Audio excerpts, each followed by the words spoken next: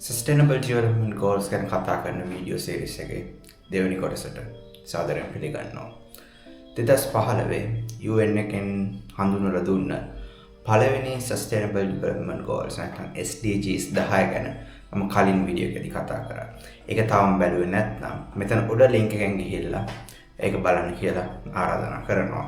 අද මම ඊතුරු Sustainable Development Goals 7 ගැන කතා කරන්න හිතුවා. මේ වීඩියෝ සීරීස් එකේම ඊළඟ කොටසෙන් කොහොමද මේ Sustainable Development Goals governmental and companies වල reports සහ proposals වල පාවිච්චි වෙන්නේ කියලා අපි කතා කරමු.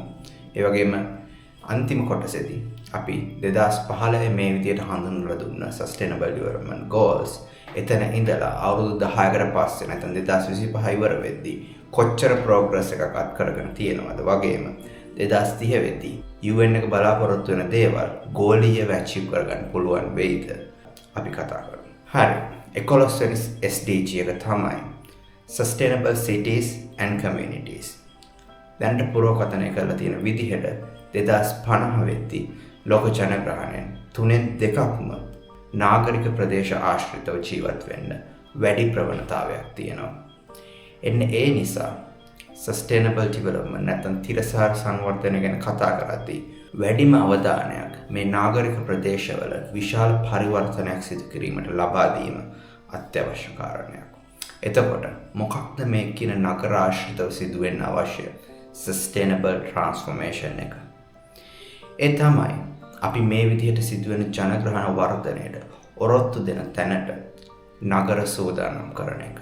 එතෙන්දී රැකියා සහ ව්‍යාපාර අවස්ථා වැඩි කිරීම, දරාගත හැකි මුදලකට නිවාස අවශ්‍යතා සපුරා ගැනීමට හැකි විදිහට අලුත් සහ කඩිනම් වගේම පරිසර හිතකාමී housing projects ක්‍රියාත්මක කිරීම, යටිතල පහසුකම් වෙන පොදු ප්‍රවාහනය, ජලය සහ විදුලිය වගේ දේවල් වැඩි ජනග්‍රහණයකට ප්‍රමාණවත් වෙන විදිහට සංවර්ධනය කිරීම වැදගත් වෙනවා. මේ සියල්ලම පරිසරය ආරක්ෂා කර ගනිමින් සහ පුනර්ජනනීය බල ශක්තිය හැකි උපරිම ලෙස භාවිතා කරමින් සිදු කිරීම තමයි මේ SDG එකේ මූලිකම ටාගට් එක වෙන්නේ. මේ සඳහා සංවර්ධනය වෙමින් පවතින රටවලට ෆයිනෑන්ෂල් සහ ටෙක්නිකල් ඇසිස්ටන්ස් ලබා දීමේ වැදගත්කම UN එක මේ SDG එක හරහා highlight කරනවා. ඊළඟ නැත්තම් 12 වෙනි Sustainable Development Goal එක මම සමහර දේවල් දකිද්දී විශේෂයෙන්ම ධනවත් රටවල ජීවන රටාව ලංකාව වගේ දියුණු වෙමින් පවතින රටක එක්ක කම්පෙයාර් කරද්දී ලොකු disparity එකක් දැකපු තැනක්. මේ 12 වෙනි SDG එක වෙන්නේ Responsible Consumption and Production. නැත්තම් වගකීම් සහගත නිෂ්පාදනය සහ පරිභෝජනය. තිරසාර සංවර්ධනය නැත්තම් Sustainable Development ගැන කතා කරනකොට වැදගත්ම දෙයක් තමයි අපේ නිෂ්පාදන සහ පරිභෝජන ක්‍රියාවලියේදී ස්වභාවික පරිසරයට වෙන හානිය හැකිතරම් අවම කර ගැනීම. අද වෙද්දී කෘෂි කර්මාන්තයට තමයි 70%කට වඩා පෘථිවියේ තියෙන ෆ්‍රෙෂ් වෝටර් පාවිච්චි වෙන්නේ. ඒ වගේම විෂකාරක අපද්‍රව්‍ය පරිසරයට වගකීම් රහිතව බැහැර කිරීමත් අද වෙද්දී ලෝකයේම විශාල ප්‍රශ්නයක් වෙලා තියෙන දෙයක්. එන්නේ ඒ නිසායි ස්වභාවික සම්පත් අරපිරිමැස්මෙන් නිතර පරිභෝජනය සහ ක්‍රමවත් ප්‍රතිචක්‍රීකරණය තුළ පරිසරයට සිදුවන හානිය අවම කිරීම ඉතාම වැදගත් වෙන්නේ. වසරකට ලෝකයේ ආහාර අපතේ යාම ටොන් බිලියන 1.3කට අධිකයි. නමුත් මෙහෙම වෙන්නේ බිලියන 2කට වඩා වැඩි ජනග්‍රහණයක් බඩගින්න සහ අත්‍යවශ්‍ය පෝෂණය නොමැතිව ජීවත් වෙන පසුබිමක. මෙන්න මේ නිසයි මම කලින් කිව්වේ දියුණුවයි පවසන රටවල පරිභෝජනය සහ ඒ රටවල ජීවත් වෙන කෙනෙකුට තියෙන තේරීම් සමග සංසන්දනය කරන විට දියුණු වෙමින් තිබෙන රටක කෙනෙක් ගෙවන්නේ ඉතාම ලිමිටඩ් කන්සම්ප්ෂන් එකක් සහිත ජීවිතයක්. මෙන්න මේ නිසයි ලෝකේ සමානාත්මතාවය කියන දේ ඇති කිරීම උදෙක් වචන කිහිපයක් විතරයි කියලා මම කලින් වීඩියෝ එකේදී කිව්වේ. අපි අනාගතේ මේ මාතෘකාව ගැන තවදුරටත් කතා කරමු. කොහොම හරි මේ SDG එකේ අරමුණු අතර 2030 වෙද්දී ලෝකේ per capita නැත්නම් ඒක පුද්ගල food waste 2015 ප්‍රමාණයෙන් අඩකට වඩා අඩු කිරීම වගේම කලින් කිව්වා වගේ sustainable resource use සහ waste management and significantly reduced waste generation වගේ දේවල් මූලිකවම තියෙනවා. මීට අමතරව කලින් SDGs වලදී වගේම developing countries වලට මේ අරමුණු achieve කරගන්න support කිරීමත් UN එක විසින් නැවත නැවතත් highlight කරන මූලිකම කරුණක්. හරි 13 වෙනි SDG එක තමයි ළඟට තියෙන්නේ. මම මේ channel එකේ කතා කරන හුඟක් දේවල් වල අරමුණ මේ goal එකට තව එක්කෙනෙක් හරි උනන්දු කරන එක. ඒ තමයි climate action. අද වෙද්දී climate change නැත්නම් දේශගුණ විපර්යාස ලෝකේ හැම රටක්ම අත්විඳින්න තියෙනවා. මේ නිසා වාර්ෂික මිනිස් ජීවිත දහස් ගණන් වගේම බිලියන ගණනින් ආර්ථික හානි විඳ ගන්නත් අපිට සිද්ධ වෙලා තියෙනවා. අපි මේ කතා කරන්නේ දැනටත් pre-industrial නැත්නම් කාර්මික විප්ලවයට පෙර තිබුණු උෂ්ණත්වයට සාපේක්ෂව ගෝලීය උණුසුම සෙල්සියස් 1.5ත් ඉක්මවලා ගිය පසුබිමක ඉඳන්. ඒ වගේම අද වෙද්දී මුහුදු මට්ටම ඉහළ යාමේ ප්‍රතිවිපාකත් යම් යම් රටවල් අත්විඳින්න තියෙනවා. මේ දේවල් ඉදිරි දශක කිහිපෙදී තවත් දරුණු වෙන එක හැකි අයුරින් පාලනය කරගනිමින් සහ කාලගුණික විපර්යාසවල දරුණුම බලපෑම එල්ල වෙච්ච රටවලට අවශ්‍ය සහයෝගය ලබා දෙමින් ලෝකයක් විදියට මේ ව්‍යසනයට මුහුණ දීම තමයි මේ SDG එකේ ප්‍රධානම අරමුණ වෙන්නේ. මේ සඳහා UN එක සජෙස්ට් කරන actions අතර national policies නැත්නම් ජාතික ප්‍රතිපත්තිවල මේ climate change නිසා ඇතිවිය හැකි බලපෑම් වලට මුහුණ දීමට අවශ්‍ය ප්‍රතිපත්ති include කරන එක, ඒ පිළිබඳ අවශ්‍ය දැනුවත් කිරීම සහ ජන සමාජයේ ඇතිවිය හැකි බලපෑම් වලට මුහුණ දීමට සූදානම් කිරීම මේ දේශගුණ විපර්යාස ඇතිවීමට හේතු වෙච්ච ප්‍රධානම කරුණ වෙන්නේ කාර්මික විප්ලවය සමග අද දියුණු රටවල් ලෙස හඳුන්වන රටවලින් කරපු පරිසර දූෂණය. ඉතින් මේ නිසා දියුණු වෙමින් පවතින රටවලට දේශගුණ විපර්යාසවල බලපෑම් වලට මුහුණ දීමට අවශ්‍ය ආර්ථික සහයෝගය ලබා දීමට developed countries එකතු වෙලා ආරම්භ කර Green Climate Fund එක වාර්ෂිකව මේන්ටේන් කරන එකත් මේ SDG එකේ තවත් වැදගත් ටාගට් එකක්. වර්තමානයේ සමහර රටවල් වල රාජ්‍ය නායකයන් මේ කෙරෙහි තම වගකීම් ඉටු නොකිරීම ඉතාම වාසනාවන්ත කරුණක්. හරි SDG 14 and 15 ගැන මම එකපාර කතා කරන්න. මොකද SDG 14 වෙන්නේ life below water and 15 වෙන්නේ life on land.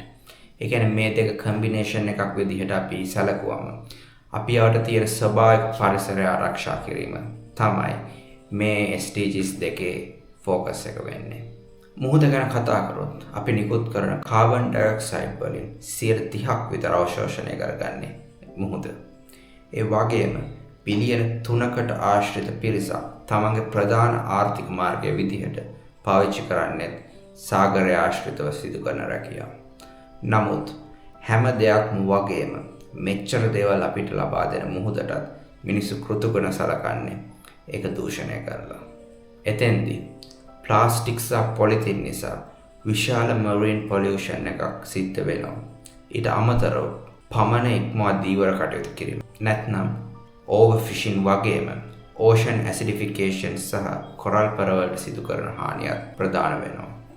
සරලවම මෙන්න මේ දේවල් අඩු කිරීම සහ වළක්වා ගැනීම තමයි SDG 14 වල අරමුණ වෙන්නේ. ඊළඟට මුහුදෙන් අපි මහ පොළොවට ආවොත් කලින් කිව්වා වගේම මිනිස්සු කරන්නේ තමන්ට ජීවත් වෙන්න අවශ්‍ය හැම දෙයක්ම දෙන මේ මහ පොළොවත් හැකි හැම විදියටම දූෂණය කරන එක. අපි ඉන්න රටේත් ඒ සම්බන්ධයෙන් ලොකු වෙනසක් නැහැ. ඔක්සිජන් කන්න දාපු මිනිස්සු ඉන්න රටක තමයි අපි ජීවත් වෙලා ඉන්නේ.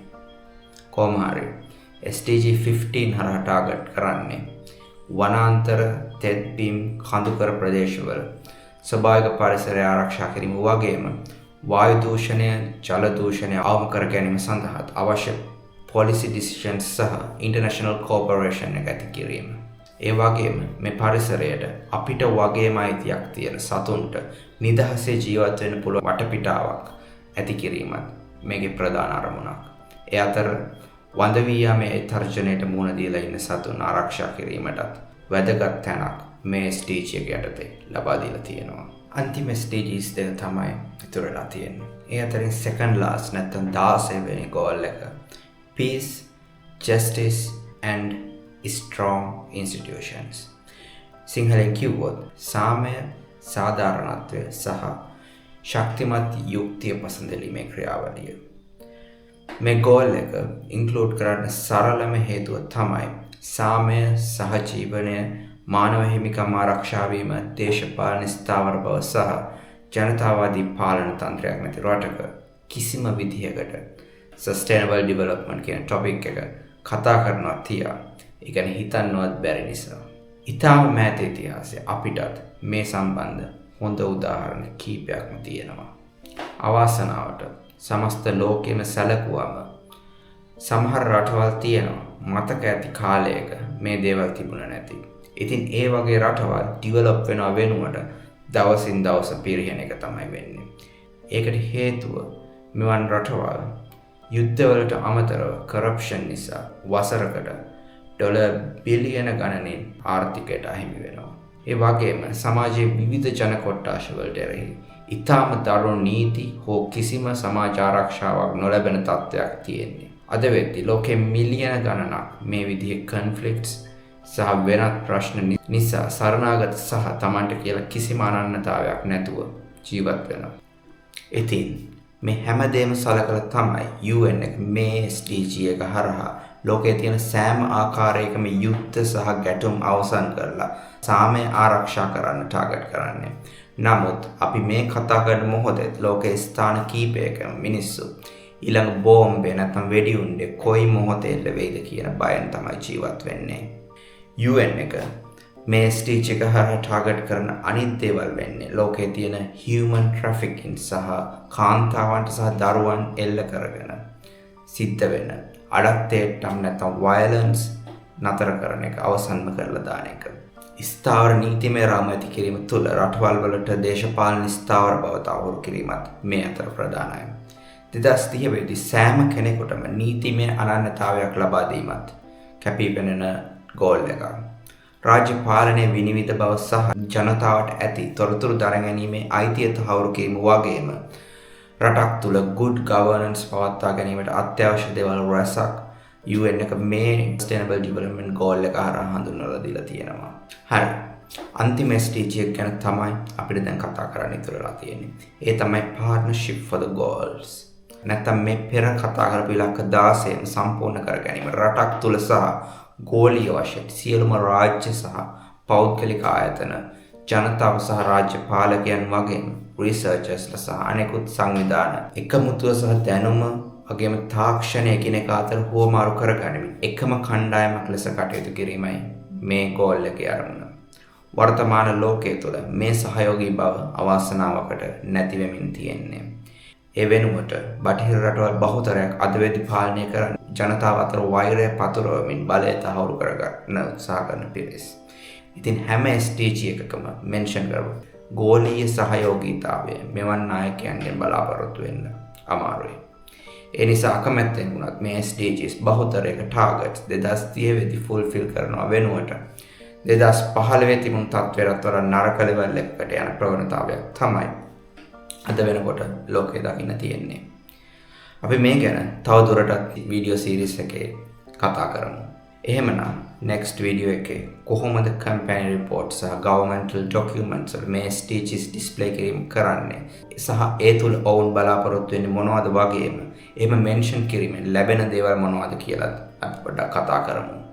channel එක subscribe කරන්න කියලා ආරාධනා කරනවා. වගේම SDGs ගැන ඔයාලගේ මතයත් පහලින් comment කරන්න කියලාත් ඉල්ලනවා.